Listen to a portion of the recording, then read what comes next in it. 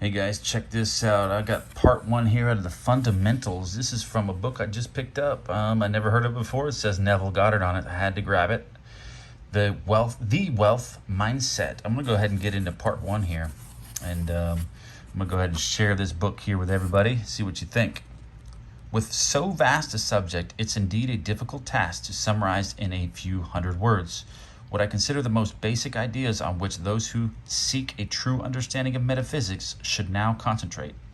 I shall do what I can in the shape of three fundamentals. These fundamentals are self-observation, definition of aim, detachment.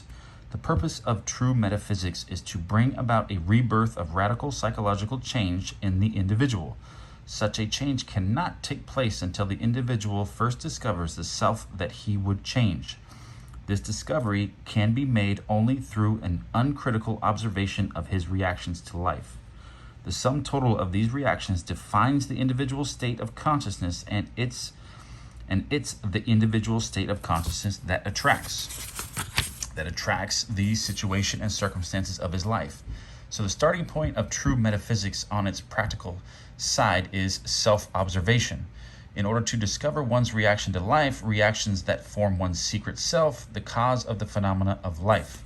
With Emerson, I accept the fact that man surrounds himself with the true image of himself, what we are that only can we see. That was from Emerson right there. There's a definite connection between what is outer and what is inner in man, and it's always our inner states that attract our outer life. Therefore, the individual must always start with himself. It's one's self that must be changed. Man, in his blindness, is quite satisfied with himself, but heartily dislikes the circumstances and situations of his life.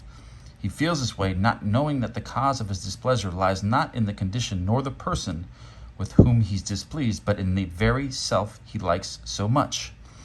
Not realizing that he surrounds himself with the true image of himself, and that what he is that only can he see, he's shocked when he discovers that it's always been his own deceitfulness that made him suspicious of others.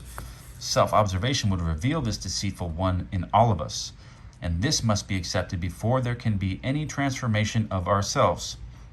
At this moment, try to notice your inner state, what thoughts you are consenting, with what feelings are you identified. You must be ever careful of where you are within yourself. Most of us think that we're kind and loving, generous and tolerant, forgiving and noble. But an uncritical observation, so pretty much be real with yourself, guys. Self-observation, see what you find, work on it, and see if you're deceitful, if you're having deceitfulness, find out all the hidden truths in your own mind within yourself, and be real with yourself, work on it, change it. All right. But an uncritical observation of our reactions to life will reveal a self that is not at all kind and loving, generous and tolerant, forgiving and noble. And it's this self that we must first accept and then set about to change. Rebirth depends on inner work of oneself. No one can be reborn without changing this self. Any time an entirely new set of reactions enters into a person's life, a change of consciousness has taken place. A new conception, a spiritual rebirth has occurred. Okay, having discovered through an uncritical observation of your reactions to life a self that must be changed, you must now formulate an aim. That is, you must define the one you would like to be instead of the one you truly are in secret. With this aim clearly defined, you must, throughout your conscious waking day, notice your every reaction in regards to this aim. Well, I like this self-observation. Okay, the reason for this is that everyone lives in a definite state of consciousness.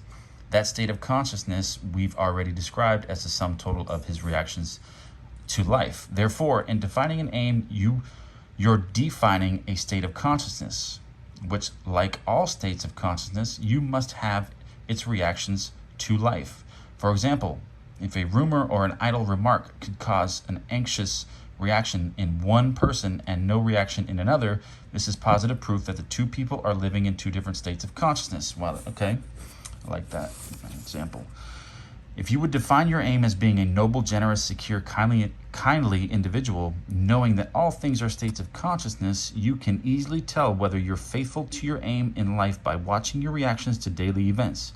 If you're faithful to your ideal, your reactions will confirm your aim, for you'll be identified with your aim and therefore will be thinking from your aim. If your reactions aren't in harmony with your ideal, it's a sure sign that you're separated from your ideal and are only thinking of it.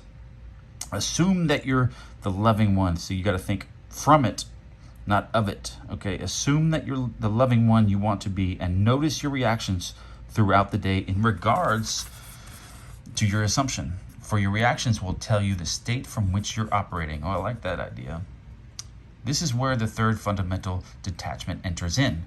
Having discovered that everything is a state of consciousness made visible, and having defined that particular state which we want to make visible, we now set about the task of entering such a state.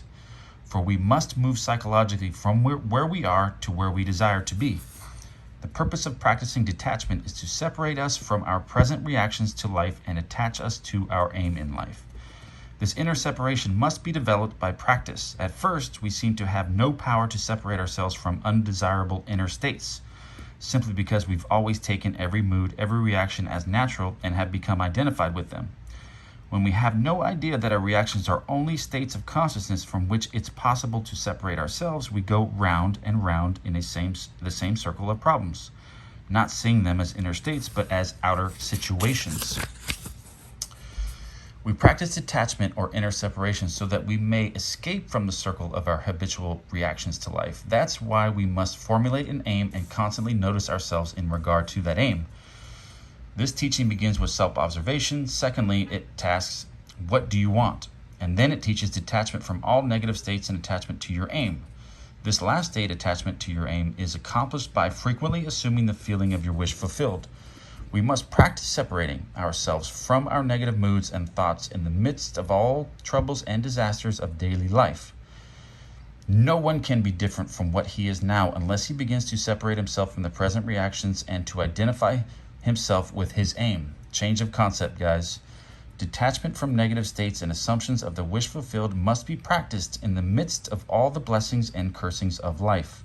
The way of true metaphysics lies in the midst of all that is going on in life. We must constantly practice self-observation, thinking from our aim, and detachment from the negative moods and thoughts, if we would be doers of truth instead of mere hearers.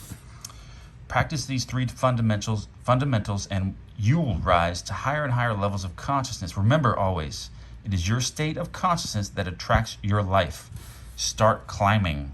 Ooh, there's Neville. Start climbing.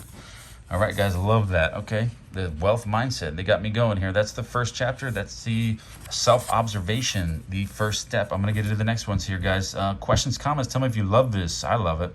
All right.